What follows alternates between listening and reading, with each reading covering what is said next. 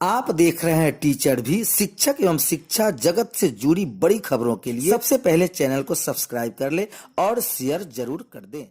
इस वक्त शिक्षकों के लिए सबसे बड़ी खबर आ रही है। बीपीएससी शिक्षक नियुक्ति में बड़ी हेराफेरी उजागर। भागलपुर से खबर आ रही है। भागलपुर में पकड़ा गया फर्जी टीचर, कार्रवाई से मचा हड़कंप। प्रारंभिक पूछताछ में गिरफ्तार फर्जी शिक्षक आलोक कुमार ने पुलिस टीम को कई चौंकाने वाली जानकारी दी है, जिस आधार पर पुलिस बहुत जल्द बीपीएससी की तरफ से प्रथम चरण में बहाल शिक्षकों में कई फर्जी तरीके से बहाल शिक्षकों की करतूत उजागर कर दी है। आलोक की तरह से 1 दर्जन से अधिक स्कॉलर शिक्षक नियुक्ति की परीक्षा में दूसरे के बदले परीक्षा दे चुके हैं। अगली खबर आ रही है। बीपीएससी से बहाल पहले चरण में शिक्षक नियुक्ति में बड़ी हेराफेरी भागलपुर में ही उजागर हो गई। बुधवार को बाड़ी थाना क्षेत्र के स्थित खिरनी घाट डाइट सेंटर पर बहाल शिक्षक गौतम कुमार ने बदले फर्जी तरीके से उपस्थिति हुए आलोक कुमार की कलई बायोमेट्रिक सत्यापन में खुल गई।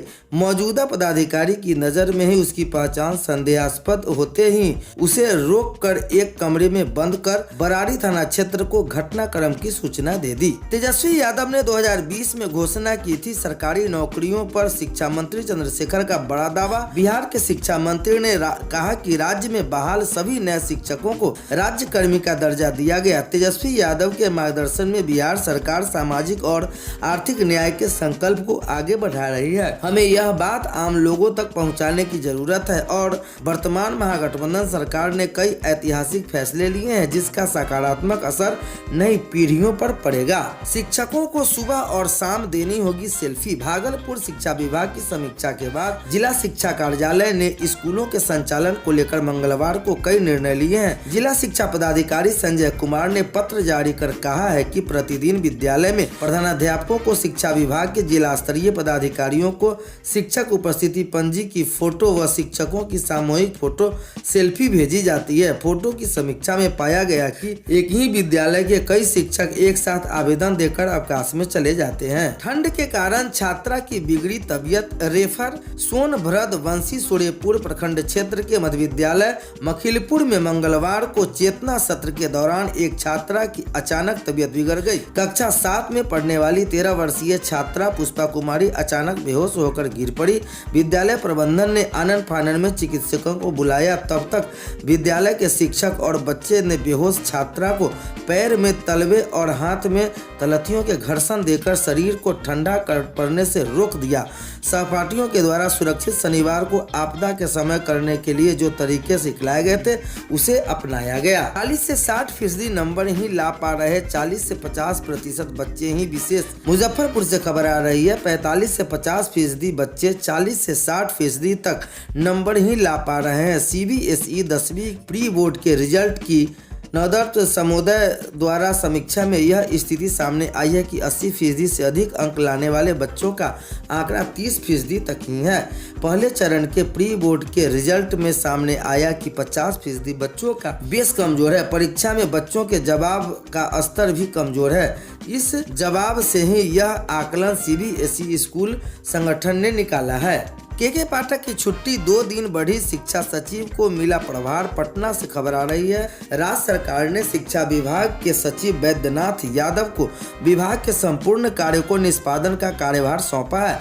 विभाग के अपर मुख्य सचिव के पाठक 8 से 16 जनवरी तक अवकाश पर हैं। इससे मद्देनजर इस अवधि के दौरान कार्य के निष्पादन की जिम्मेदारी 2007 बैच के IPS अधिकारी वैद्यनाथ यादव को सौंप दी गई है। दूसरे चरण के शिक्षकों को 15 से आवंटित होगा स्कूल। खबर जहानाबाद से आ रही है। बिहार लोक सेवा आयोग द्वारा आयोजित शिक्षक भर्ती 2.0 के शिक्षकों के लिए स्कूल अलॉटमेंट का काम 15 जनवरी से शुरू होगा। इस बार स्कूलों में भेजे जाने वाले शिक्षकों की निगरानी शिक्षा विभाग करेगा। इसको लेकर शिक्षा विभाग के अपर मुख्य सचिव के पाठक ने पत्र जारी किया है। इसके अनुसार DEO द्वारा जिले के स्कूलों से भेजी गई रिक्तियों की सूची विभाग को भेजी जाएगी। इन रिक्तियों में अब एक बार फिर से नए सिरे से जिलाधिकारी द्वारा जाँच कराई जाएगी। वे अपने स्तर से सभी स्कूलों में में नामांकन छात्रों की संख्या की जानकारी देंगे। लोगों के अनुपात में स्कूल में कितने शिक्षक पदस्थ हैं। स्कूल में छात्र छात्राओं के अनुपात में की गई पूरी जांच होने के बाद ही विद्यालयों में 15 से लेकर 20 जनवरी के बीच इसकी रिपोर्ट शिक्षा विभाग को भेजी जाएगी। इससे स्कूलों में शिक्षकों के वास्तविक पदस्थापना की जानकारी भी होगी। शिक्षिका बनने पर पति को छोड़ा, अब रिश्ते के चाचा के साथ रहेगी। एसएसबी का जवान है पति, वाराणसी के साथ रहकर ही ये तैयारी बीपीएससी की हुई थी। चयनित विद्यालय में 8 दिनों से बिना सूचना के थी गायब। बयान दर्ज, कोर्ट ने रिश्ते में चाचा के साथ रहने की अनुमति।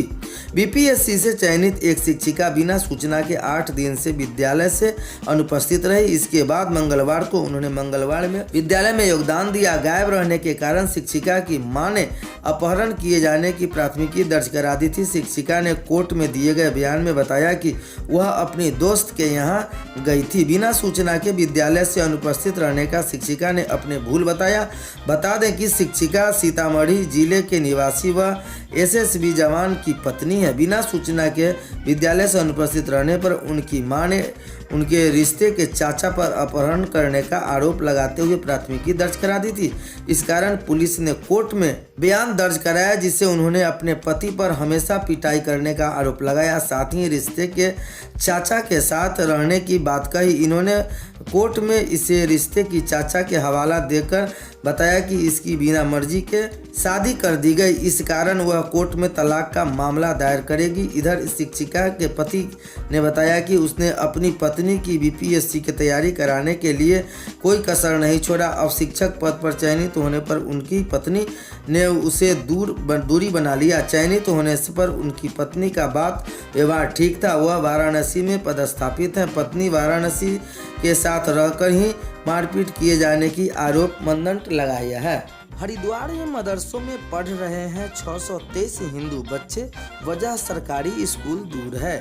खबर आ रही है देहरादून से, जहां असम के बाद अब उत्तराखंड के मदरसे चर्चा में हैं। वजह है हिंदू बच्चों का मदरसों में पढ़ना। राष्ट्रीय बाल संरक्षण आयोग को 2 नवंबर को शिकायत मिली थी कि उत्तराखंड के मदरसों में हिंदू बच्चे पढ़ रहे हैं और शिक्षा की आड़ में धर्मांतरण चल रहा है। इस पर आयोग ने मदरसा शिक्षा परिषद से रिपोर्ट मांगी है। इससे सामने आया है कि उत्तराखंड में कुल 412 मदरसे हैं। इसमें 18,000 बच्चे पढ़ रहे हैं। इनमें से 30 मदरसे ऐसे हैं जिनमें पढ़ने वाले 7,399 बच्चे हैं। इनमें 749 बच्चे गैर मुस्लिम या हिंदू हैं। 3 जिले हरिद्वार, उधम सिंह नगर और नैनीताल के 30 मदरसों में 749 हिंदू बच्चे पढ़ रहे हैं। सबसे ज़्यादा 21 मदरसे धर्म नगरी हरिद्वार में है, जहां 623 हिंदू बच्चे पढ़ रहे हैं। उधम सिंह नगर में 8 मदरसों के 122 और नैनीताल के 1 मदरसे में 4 हिंदू बच्चे पढ़ रहे हैं। हालांकि परिषद में धर्मांतरण की इनकार किया है। मदरसे में भी एनसीईआरटी कोर्स पढ़ा रहे हैं। महानिदेशक उत्तराखंड के शिक्षा महानिदेशक बंशीधर तिवारी के मुताबिक जिन इलाकों के हिंदू बच्चे मदरसों में पढ़ रहे हैं वहां सरकारी स्कूल नहीं है। जो स्कूल है वो मदरसों की तुलना में दूर है। एनसीईआरटी से पढ़ाई होती है, इसलिए हिंदू अभिभावक अपने बच्चों को मदरसों में भेज रहे हैं। फिलहाल धर्मांतरण का कैसा केस नहीं मिला है।